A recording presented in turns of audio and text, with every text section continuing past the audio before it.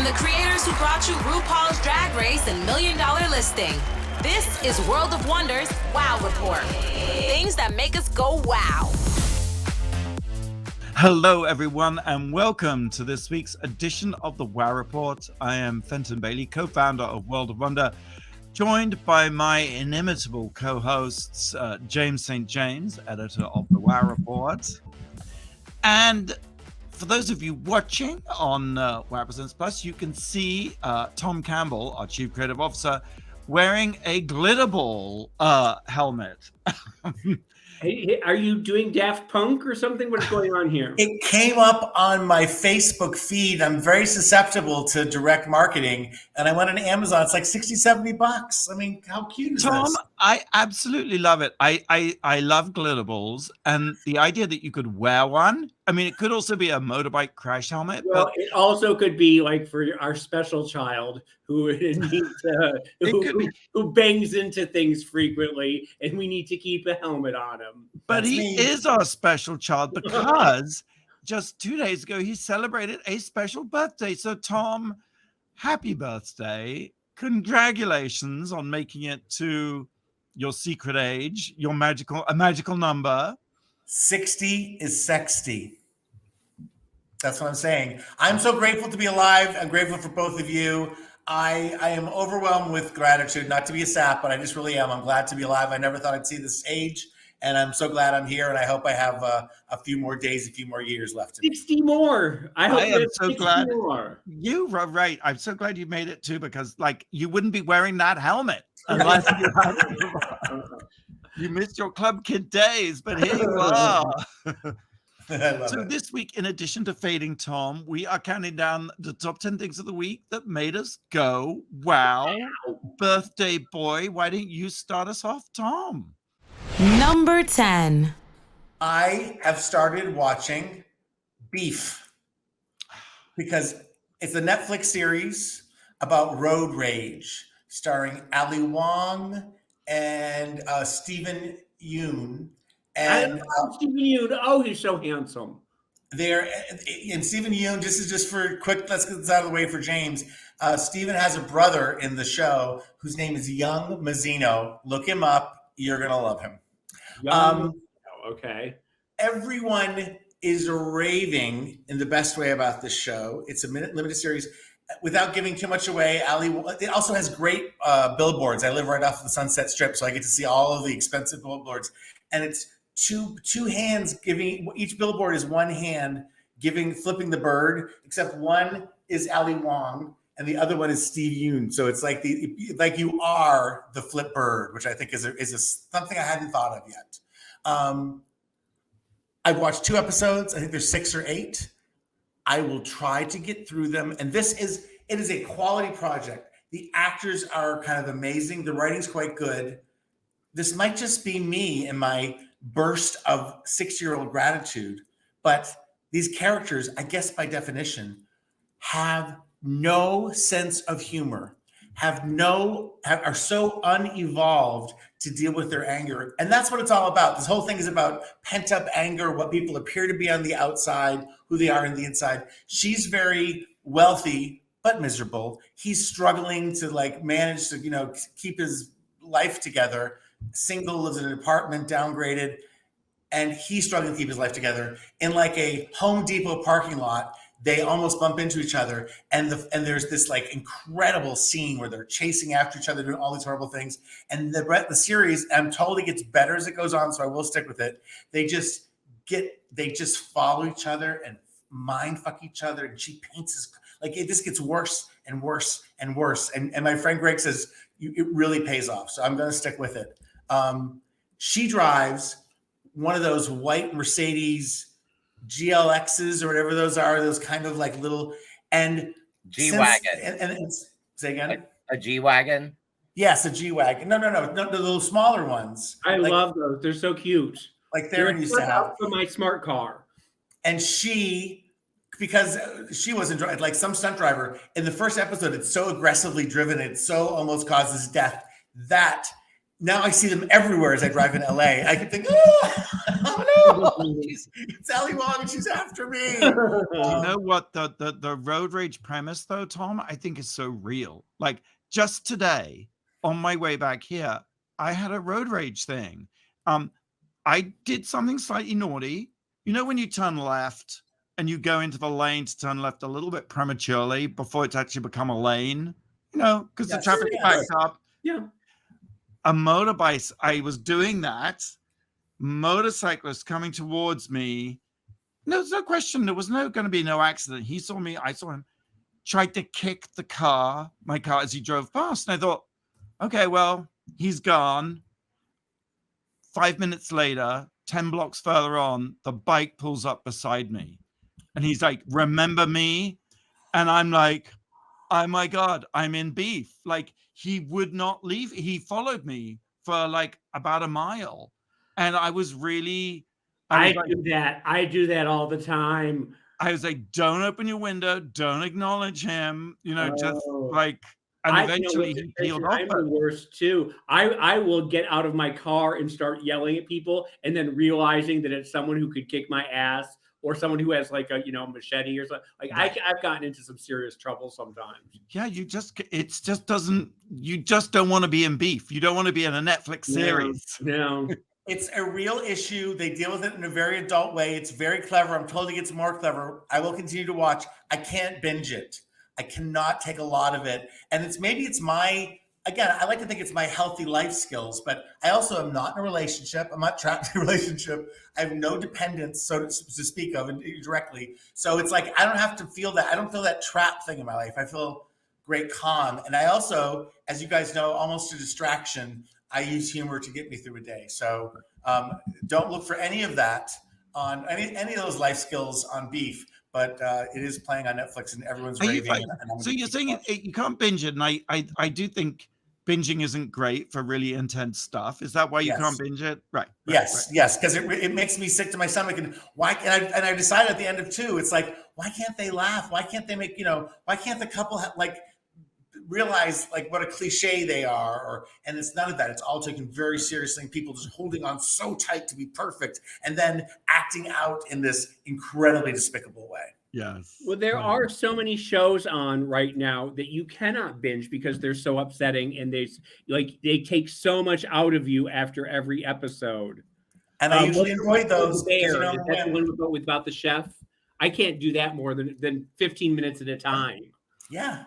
But should we be doing that to ourselves? Are we thickening our skin, or are we becoming? Well, that's just it. As the world gets more and more upsetting, do we need thicker skin to deal with an everyday, the everyday upsetting things that are happening all around us? Or Mary Campbell escape into Adventure Time and Care Bears. Is there something in the middle, though? Is there something in the middle? As my mother, Mary, my beloved, rest in peace mother would say, when we all went to see Jaws in 1975, when we were all on a beach vacation, my cousins and my aunts and uncles and me and my dad and us, and we went, and the day after, we all came back. My mother didn't go. She stayed back in the Grey Gull cottages in York Beach, Maine. And the next day, none of us could bear to go in the ocean. We were so afraid of being eaten by a shark. And my mother would always be, why poison your mind? Why poison your mind? Why see these things? So, and she was a smart woman and saw interesting things. But do you need to? I don't know. My mom would say, "Shit or get off the pot." That explains us now, doesn't it, James? Well, there's actually a syndrome. They call it mean world syndrome, right? That is the perception that the world is a cruel and mean, dangerous place is believed to be a media myth that we're all succumbing to. Which is Fox News, which is every CBS procedural drama. I do again, horrible things happen in life, and we've all gone through them and may have to again. But today, I'm grateful today for my disco helmet and my disco friends and my disco naps. I'm just going to tell everybody who's not watching you that they should go to our YouTube channel, Wow Presents, where they can see Tom Campbell's amazing disco mirrorball hat. It's transformed my mood. Please already. Just make this into your default outfit and wear it every single day, every single night, to dinner, to restaurants, to the movie. I want you always in that. I love that too, James. Like Andy Warhol's fright wig. Yes. Consider it done. Consider it done. All right, let's move on to number 9, James. Number 9. Friday night, I watched Murder Mystery 2 on Netflix, which is Adam Sandler and Jennifer Aniston. And but no, you sniff your nose up at it, Tom. You really do. It is a piece of fluff. It is absolutely the most innocuous piece of filmmaking that has ever been made. It is like Care Bears for adults. Okay, Jennifer Aniston and Adam Sandler are a couple of detectives, and they are invited by their billionaire best friend to go to an island wedding, and he gets kidnapped, and blah blah blah blah blah blah blah. And hilarity ensues. And first of all, Adam Sandler is having a bit of a moment right now. He just won the Mark Twain Prize for Humor. So he's doing quite, people are reassessing how they feel about Adam Sandler. Jennifer Aniston doesn't look like Jennifer Aniston anymore. I'm just going to put that out there. She's a beautiful woman. She's a beautiful older woman. And Tom, this is for you. I'm going to put a little context in here, because if you remember in the 1950s, when we were both there, darling, when Joan Crawford was a handsome woman. Remember, she was a middle-aged woman and she was no longer beautiful, but people kept saying what a handsome woman she is. And every single script, every single Joan Crawford movie in the 1950s had a line where some handsome man walked in and said, oh, she's the most beautiful woman in the town. She's the most beautiful woman I've ever seen. And you know that she had it in her contract that people had to say how beautiful she was. Well, in this, every couple of minutes, someone walks into the room and says, oh, why, who are you? You're the most beautiful woman on the island. Why? And like, everyone's trying to fuck Jennifer Aniston. Everyone is trying to get her away from Adam Sandler. Everybody, oh, she's so beautiful. Why, look at her in that dress. And you know that there's this behind the scenes finagling to make sure that everyone is saying how beautiful Jennifer Aniston is. And she is. I mean, she's a beautiful woman, but she's a handsome older woman now. And she doesn't really look like Jennifer Aniston. Anyway, I watched it. You can watch it while you're TikToking. You don't have to pay that much attention to it. Yeah. I will just say so, because we're going to get hate from people. Jennifer Aniston is a beautiful woman. Definitely. She passed the line. You used to be in your 30s. Women, we all, men and women, we start to sag a little bit. And you used to have to wait until your 40s or late 40s to have enough skin to get a facelift. And then women would lock their look for the rest of their careers if they were smart. Jennifer Aniston takes very good care of herself. We know she uses, a lot of smart water. She drinks a lot of smart water. And she grew up in the age of fillers. So she was able to never have to droop, to always be full. She's like an incredible body, but she's, she's of a certain age now, and and she is a beautiful woman. I'm not saying she's not, but it's just very funny. It's just very Joan Crawford-esque that all through the movie, everyone walks into the room and says, oh, she's the most beautiful woman I've ever seen. Anyway, we love you, Jennifer. We love you, Jennifer. That is Murder Mystery 2, streaming on Netflix. Number 8. Number 8. I know, like, we often have a go at the Republicans and the radical right here. Rightly so, by the way, not backing away from any of that ever. Where are you going with this? Some amazing joy came across my Instagram feed t'other day, the RuPublicans. And this is thanks to the magic of AI, which has only just begun to give us all the joy it's going to give us. This is AI-generated pictures of MAGA, Republican, the kind of people we don't like, in drag. High drag, yes. And it is fabulous. Instagram site, the RuPublicans.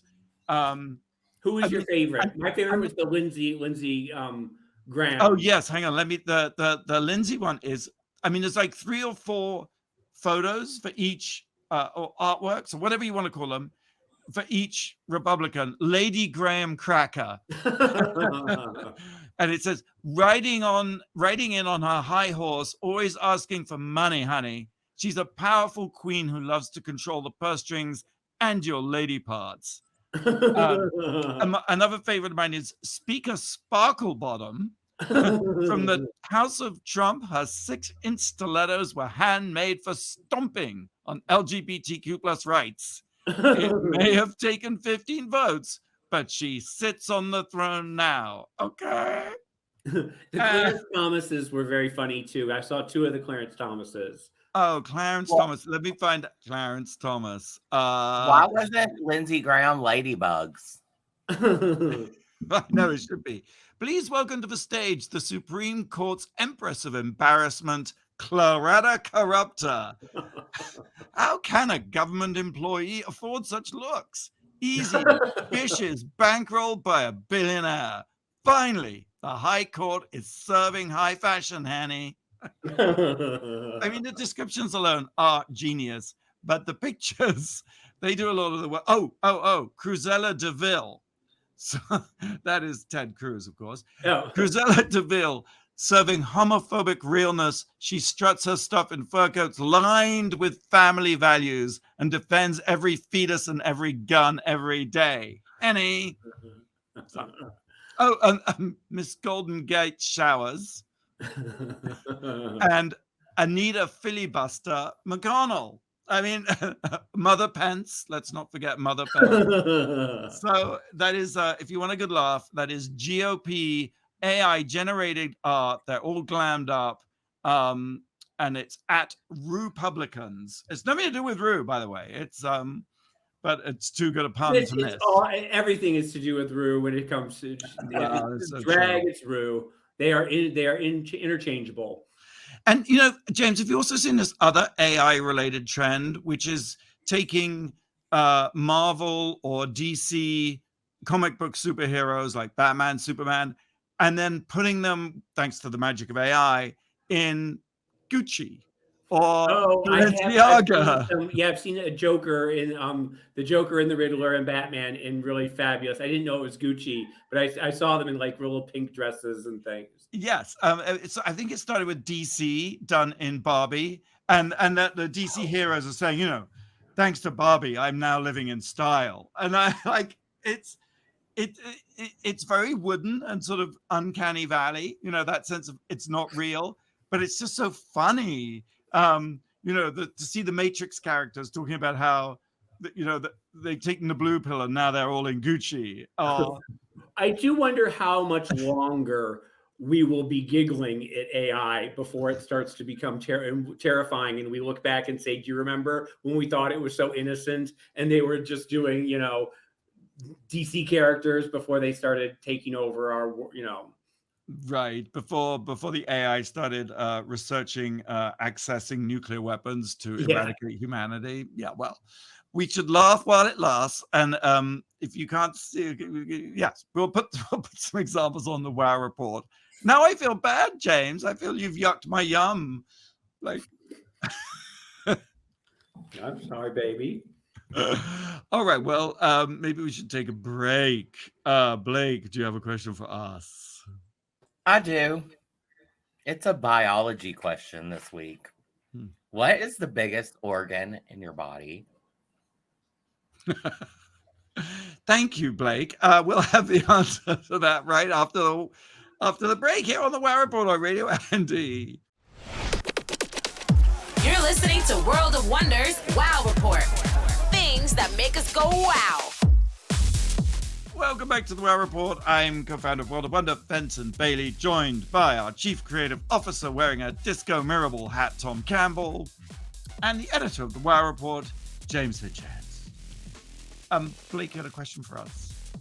Yeah, and me, Blake. I have a question. What is the biggest organ on your body? If you're asking James specifically, the answer would be the penis. But I think for the rest of us, I think the skin is considered an organ. And I'm going to say the skin, the epidermis. You are correct. So wear your sunscreen, people. Fascinating. Right. James, you could sound more fascinating. Really. Fascinating. We are counting down the top 10 things of the week that made us go wow, and we've reached number 7. Number 7. All right. I'm using my streaming services, people. I've watched the first 2 episodes of The Rise of the Pink Ladies on Paramount Plus. Now, I don't know if you guys know this about me. I don't talk about it a lot, but I'm a big fan of Grease, the movie. Yeah. And I've been infatuated with Living John my entire life. I love the idea of this show. But it's not even a but, it's a waiting to see. You know, they're hour-long musicals. In the first 2 episodes, which now have lasted longer than the entire movie, I know, different mediums. They finally, they're taking a long time to set up the premise. It's a prequel. It's 4 years before when Grease, the movie, was. And there's a lot, you know, the opening starts with 2 people making out in a car, which feels very Grease. And they quote some of the, in a different context, they quote some of the same lines, like, you know, is this a summer romance? Is this the ending? No, it's just the beginning. So a lot of like, what do they call it? Easter eggs. Pulling your heartstrings. Yes. At one point at the end, spoiler alert, you find out at the end, like one of the main characters, her little sister, has a nickname of Pinky. Yes. Not Pinky, Frenchie. Excuse me, Frenchie. Yeah. Has a nickname of Frenchie. And her best friend's name is Betty Rizzo. Both in junior high. So that's kind of cute. Now, I do want to say that the songs were written by Justin Tranter, weren't they? Yes. We love Justin. I mean, he's a wild celebrity. He's one of our friends. I do, which is why I will continue to watch this. They rearranged the opening of Grease, and they had multiple characters singing at a drive-in. It looks like all the money in the world's been spent. It's almost so big and so wide and has so many characters. It's hard early on, 2 hours, 2 episodes in, to really focus in on who I love and don't love. The music feels a little dense lyrically to me. It's like I can't sing one of the songs back to you, and I'm a big believer in that. Our beloved Jamal Sims is doing all the choreography, and the numbers are spectacular. The whole thing is spectacular. And again, I'm not the target audience, but it feels like it hasn't landed on its feet. I've read ahead on some of the reviewers who get more episodes, and they think it kind of finds its rhythm a little further in. And so I'm going to try to be one of those people that's a little more patient. One of the things that I keep hearing on Twitter and Instagram and everything is that it's a little too woke for early 50s. It's so hard to write anything today, period, that represents that period. Yes. And they walk the line kind of nicely. What's her name? Hoffman, wonderful Broadway actress. Julia Hoffman from Dark Shadows. Blake will look it up for me. She plays the school principal. Jackie Hoffman. Oh, we love Jackie Hoffman. Yeah. Plays kind of like a young Eve Arden, like the same character almost, but she's the assistant principal, and the principal does nothing. So she's going to rise, right? She's going to have her moment where she takes over. There's going to be talk about race. There's Hispanic characters in the gang. There's definitely, even though we're not supposed to know, there's definitely a gay character that's about to sprout. And we call it non-binary now. There's a tomboy, in the Pink Ladies, but it's basically all the girls that did not fit in, that are kind of too ambitious for their time, are going to start their own girl group, Pink Ladies. So again, great premise, but they have to do a lot of tiptoeing. Hour-long episodes are a lot. Sounds like half hour would be genius. But why are they Pink Ladies? I don't get the title significance. Is there something? In Grease, jackets. In Grease, the movie. You've never seen Grease before? They were the Thunderbirds, which are the guys in leather jackets, and the girl group were the Pink Ladies, and that was Rizzo and Frenchie and Jan and Olivia when she came as a senior year. Wait, hold on, I think we're missing something big here. I have seen Grease, yes, but it was a long time ago, and it wasn't in my Tread carefully here. You were with the biggest Grease fan. You mean to tell me that after all these episodes, we've done 110 episodes where Tom talks about Grease, and you have never once mentioned that you don't know anything about it? I'm a very patient listener.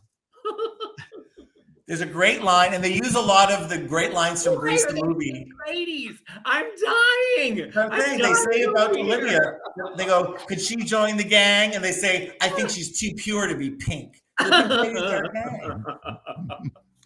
Can I put that on your head? You wanted me to write your obituary. Can I start with you asking why they're called Pink Ladies?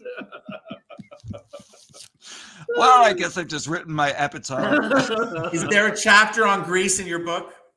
Strangely not, no. Rocky Horror Picture says, when it goes to the second publishing, when it goes to a paperback, maybe we can collaborate on a Grease chapter. I think I should probably stop writing books. I think I'm gonna leave it to other people who know what they're talking about. All right. Well, having thoroughly humiliated myself, why don't we move on to number 6? Number 6. I want to talk about Pretty Baby. I don't know if you guys have been following the news reports that have been coming out. It's the Brooke Shields documentary that she made about her time as like a child sex symbol, and the way it destroyed her, and the way it still has ramifications in her life from now on.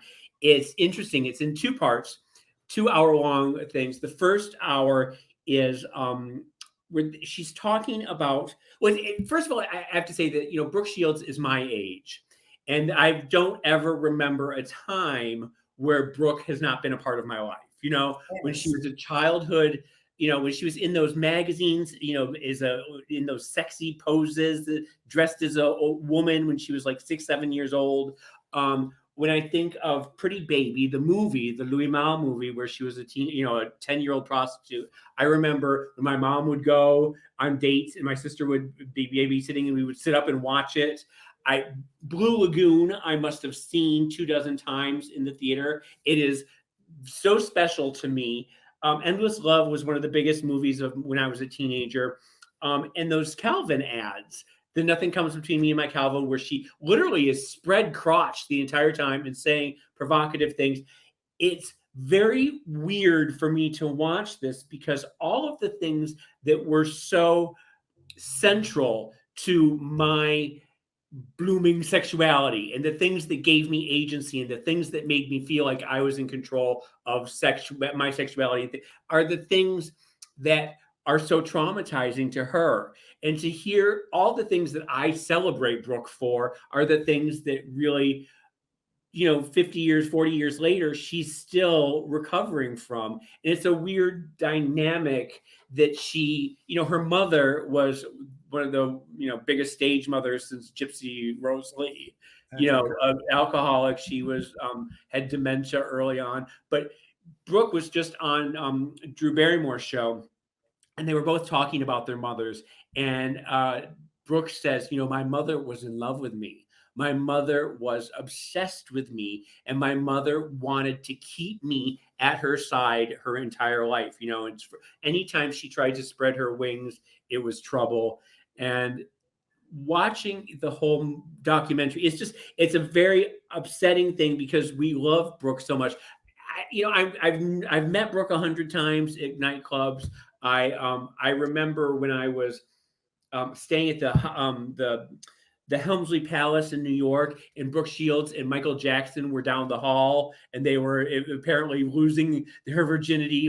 She was dating Michael Jackson. And every time we went in the lobby, there would be, paparazzi, and they would be standing there. I mean, I just have so many memories, good memories of Brooke. I spent a birthday with her once at the Palladium. She sat at my table. I mean, I just love her. And the fact that she's been in so much pain her whole life is just it's very weird. I need to see the documentary, and it's her story to tell. And I saw the Drew piece of it, and it was really how they both were saying. You sent it, James. Thank you. But it was like how they both said when the Me Too movement happened, they felt like they didn't have a part in it because they had somehow conspired with it. Well, very quickly, throughout the documentary, she's always being interviewed by people after doing, Pretty Baby, after doing Blue Lagoon, and she's always being asked about being, a teenage sex pot and all, and she never can say. She always has to deny it, and deny it her whole life. It's just,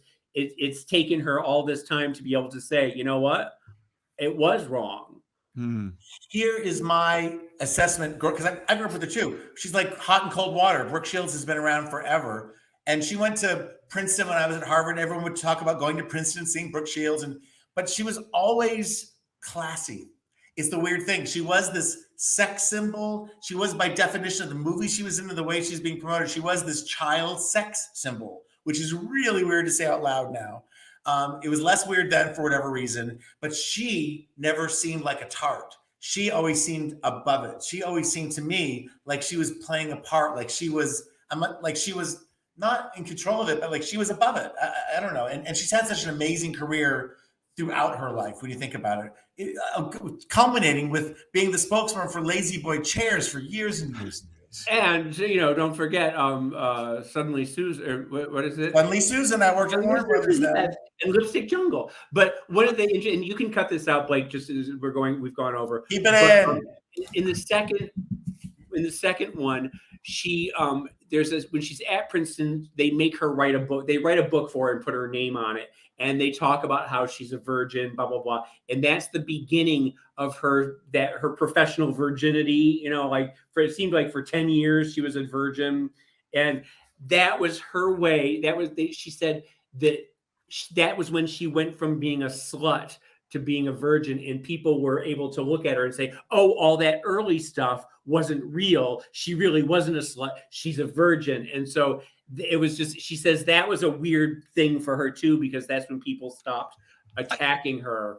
But also anyone who dated Michael Jackson, I never took seriously. Like, as a gay guy who used to date girls as beards, that always looked very beardy to me. I feel we could talk about this all for the entire show. And I feel there's so much more to unpack, with Drew Barrymore and Hollywood and the whole thicket of sexuality. But we can't right now. So, Pretty Baby, streaming on Hulu. Number five. Bud Light did a sponsorship with Dylan Mulvaney. And Dylan Mulvaney, of course, has proven to be, on the one hand, an incredibly popular trans figure on TikTok, but on the other hand, a lightning rod and almost the sort of white hot center of controversy, very polarizing figure. Not by her own desire, I don't believe, but she's both polarizing among the LGBTQ community as well as the right-wing Republicans. It's interesting that she is both beloved and And yes, and I sometimes myself wonder if I completely understand the phenomena of Dylan. But to celebrate her 365 days of being a woman, which was a series she started when she first committed to being trans and owning her trans identity, she did a big event at the Rainbow Room, and Bud Light did a sponsorship deal with her. Well, I mean, I'm amazed that Bud Light went there. I mean, I'm 1,000% supporting that they did. I'm really impressed, because when you think of brands, the most sort of, I suppose you just assume that Bud Light is perhaps one of the most conservative, traditional brands. And so perhaps not unpredictably, there's been a huge backlash, ironically, actually, from the world of music, like Kid Rock, Ted Nugent, Travis Tritt. I mean, it was as drag as you can get. Honestly, yes.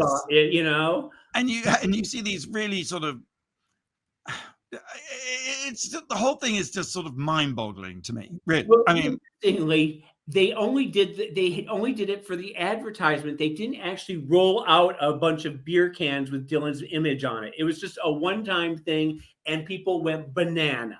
Super limited for a specific audience. Yes. And then so the right wingers, they started buying it up by the thousands so that they could destroy it, which totally did. I've never understood that. To me, it's like. Do you know who else came out against it? Caitlyn Jenner. Oh yes. Oh my God! Don't even get me like. That's why I'm wearing my helmet, to protect my brains from blowing out of my head. I think exactly. It's too late for me to wear that helmet, because if I had any brains, they've definitely gone. But it's just, Like Caitlyn Jenner can't be is an influencer, is in the cover of magazines, and this person can't be. I just have to say, what's no one's talking about? Bud Light is a dying brand. Bud Light, from someone who used to drink it as a young man, tastes like piss water. Like you're drinking the piss of someone who drank a few beers. It's awful. They've been trying to resurrect that brand so hard. You remember when Lady Gaga did her strip down tour, whatever that was? It was her dive bar tour, and it was sponsored by Bud Light. They're throwing money away, trying to get people to drink this awful. They now have flavored seltzers that are the Bud Light name. Bud Light is a dying thing. So they're trying to bring some life into it in different communities, and this is what happens. But interestingly, Bud Light is having its best week ever. Apparently, that's right. So they're thrilled. Like it never has. Well, it goes to if you believe Fox News, they've lost $5 billion in market value. No. You've got to stop watching Fox News. I don't watch Fox News. I just look at it on Instagram. Because the fact of the matter is it's up 80%, but also. People are saying that they're not drinking Bud Light anymore. They're going to Coors. Well, Coors has been sponsoring Pride parades for the last 20 years, So every time anyone says they're moving to something else, like there is no brand that does not support Pride at this point. Well, exactly. And also the other thing is the sort of the go get woke, go broke idea. It is a myth. Yes. No, whether it's Keurig or Nike or there's just oodles of companies that have supposedly suffered from embracing the LGBT community, but they haven't. People freak out about it for a week, and then they give up on it and go back to buying their Keurigs and Nikes. Yeah. Exactly. All right. Well, let's take a quick break. Blake, have you got a question? Which of these animals has the most legs? Is it a crab, an octopus, or a bee? Okay. We'll have the answer to this amazing question right after the break here on the Wow Reports. You're listening to World of Wonders Wow Report. Things that make us go wow. Welcome back to the Wow Report. It's Fenton here with James and birthday boy Tom and our amazing questioner, Blake. Which of these animals has the most legs? Is it a bee, a crab, or an octopus? Well, an octopus has 8, and a bee has 6, so I'm saying a crab has 9. Or 12. You're reading that. No. What is it? What? There's someone else. Tell me. Well, I would say a centipede has the most legs. I'm going to double down and say that James's penis has the most legs. Bees have 6, octopus have 8, and crabs have 10. Well, I said 9, so I was very close. Yeah, but then you said 12, so you're wrong. Well, I closer than anyone else. I said crab. They always have equal amounts of legs, though, James. Like, where do you get the 9th leg? What does the 9th leg do? Well, I was saying 3 sets of 3. It's a crab with a big penis. We're counting down the top 10 things of the week that made us go, wow, we've reached number 4. Number 4. Tonight, if you're listening to this on Friday, on MTV, it is the grand finale of season 15 of RuPaul's Drag Race. We pre-tape it. We tape a couple endings, so you never know who really won until you watch it on air, including the queens. If I do say so myself, because I'm part of the team, and Lord, it takes a village to put this thing on. It's live. It's in front of an audience. I always say, and it's like we put on the Oscars, but with no rehearsal. And people are so kind and so patient. But we have Ru performing one of his new songs, Courage to Love, which I love to bits and pieces. We have a tribute giving us a Lifetime Achievement Award to the wonderful Bob Mackie will be included. Jinx Monsoon, fresh off her record-breaking Broadway run in Chicago, the show, sings live on the stage, which I'm so old, but it reminds me of the old Ed Sullivan show. Some of the Broadway performances like Camelot with Julie Andrews, and like we wouldn't have tape on those if they hadn't run off to the Ed Sullivan show years ago. So we have on tape for posterity Jinx Monsoon singing a showstopper from that. we name Miss Congeniality, we do the Queen, and we also have this really fabulous moment. We shout out and have video clips from bars in Kentucky, Texas, Tennessee, Florida, because people watch us from bars all over the country. We focus in on those. And there's an act where we did a musical called Wigloose we've talked about, which is like Footloose. We shot it last summer. We thought it was a goof. There was some, controversy around drag queen story hours, but Ru sets it up by saying, last year we did a fictional musical about a town that, outlawed drag. And today we are living in that harsh reality. And so we have fans, drag fans from all over the country giving this really impassioned sort of speech, this credo. And then we have the fabulous Leland, who is the composer of Wigloose, and Orville Peck singing live with the Queens of season 15, singing Built on Drag, which is the heart-rendering ballad.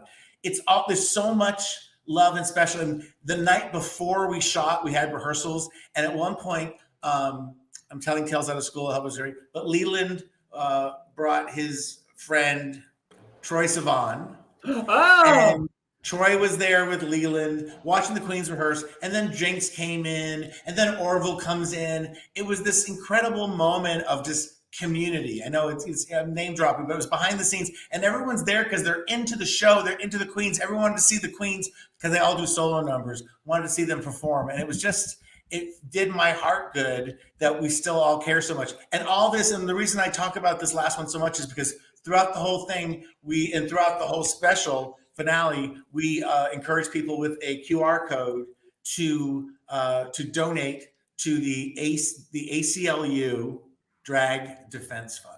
So, and that's because our first line of defense is in the courts. It's not we're not zooming in on one state or one election. We're trying to solve this through the courts and through the legal system. So I don't know. I just talked forever there. I'm sorry. That is, Tom, that is beautiful. And I just have to say congratulations to you and the entire team. It really was. I was lucky enough to be there for the taping. It was so powerful. And even though it was all taped out of order in bits and pieces, it really was quite an intense contact high. Funnily enough, a couple of days later, I took some friends to Vegas to see Drag Race Live Vegas. So if you weren't able to attend the finale, if you missed the finale, you can always go and experience the joy of Drag Race Live in Las Vegas. And it too is it's just queer joy. And, not going to let anybody joy. We're not going to let anybody stamp it out. And on that note, I will just add one more thing. Just the other night, Canada's Drag Race won 6 CSA awards, and they're the Emmys and the Oscars of Canadian television. So congratulations to the Canadian team. That's amazing. Really. And it's been a hell of a season. It has been a really fun, spectacular. I don't know who I want to win, and that's very rare. I'm very excited with all of the girls. And I will say again, I'm going to name drop again, but my friend Elena called me to wish me a happy birthday earlier this week, and Simon Doonan was on the phone with her because they're friends. And Simon just said that he and Jonathan Adler watch. They love it. They tell us all the time. And he said the show is so fresh. And he said, it's because of the Queens. We're lucky enough to facilitate, but the Queens come year after year, season after season, generation after generation, and they bring something new and edgy. And the edgy sounds shallow. It's not. They're on the cusp of what's really happening in the world, and they come and we get to expose it in such a beautiful way on television. And that's what keeps how many things you've been doing for 15 years straight that you're still thrilled to be doing. I feel that we know with James that we can't talk about it, but I know with you, Tom, the best is yet to come, because after 15 years, you just started wearing a disco ball mirror hat, which you are now going to have to wear for the rest of your mother-tongue life. And, but I'm so thrilled and excited. That's tonight, 8 p.m. on MTV in the US, or of course on Wow Presents Plus everywhere else. That's the finale of season 15. All right, number 3, James. Number 3. Well, after that goo fest, gooey, ooey, gooey love fest, I'm going to bring it down and be a little cynical and do it. for a minute. Just a couple pop culture items that caught my eye this week that I want to talk about. The first is the breakup of Taylor Swift and Joe Alwyn, which happened, and you thought the world had fallen off its axis. If you were on social media, people were going crazy. They were so upset. Of course, they've been together for 6 years. Have they been engaged for 6 years? I don't even know. I was just saying the other day, literally just last week, I was saying, whatever happened to Joe Alwyn, which is never a good sign. He had like completely fallen off the radar. But then now, to be cynical about this, 24 hours after the announcement was made that they had broken up, he announced that he had just gotten a new part in this big movie called Brutalism or something like The Brutalist. And so I have a feeling that they had finagled the timing of the breakup to coincide with the announcement of his movie so that he would have a Joe Alwyn moment of being in the press blitz, blah, blah, blah. I just know how those things work. I believe you. Exactly what happened. The other big story this week was Millie Bobby Brown getting engaged to Cutie Patootie, Jake John Bon Jovi. Quick question. Did you know that Bon Jovi was spelled differently than Bon Jovi? It's Bon Jovi. I did know that. And it was because nobody ever thought that the way Bon Jovi was spelled, that it would never become famous. So they had to, simplify it for the masses. I remember that at the time. But he's a cute little kid. He's adorable. She is 19. He's 20. He's 20. She dresses like she's 57, but that's just, I've never understood. Someone get her Law Roach. She has the worst style I've Coastal ever Grandma, it's in. Yes, Coastal Grandma. And, people say that 19 is too young, and I say, go for it. I have no problem with it. If you had told me at 19 that I couldn't do something, I would do it 10 times. Like there's, if it works out for her, fabulous. If it doesn't, it's a learning experience. She's 19. Do whatever the fuck you want. Get a prenup, I say. Yeah. But, I have no problem with 19-year-olds in relationships. It's legal. Let it go. Legal. Do it. Go ahead. Well, okay. Number 2, I just want to quickly throw in one thing. Number 2. Eurovision is coming up. Next month, May the 13th is the grand finale of Eurovision in Liverpool. The UK is hosting it on behalf of the Ukraine. Now, is Eurovision like a month-long process of eliminating things? Yes, it just goes on forever. And in fact, they just recently announced the lineup of the semi-finals. So they take place a few nights before the grand final. And I just want to draw attention to a band called Let 3, which confusingly only has 2 people in it. And they seem to be very punk. They wear fake handlebar mustaches.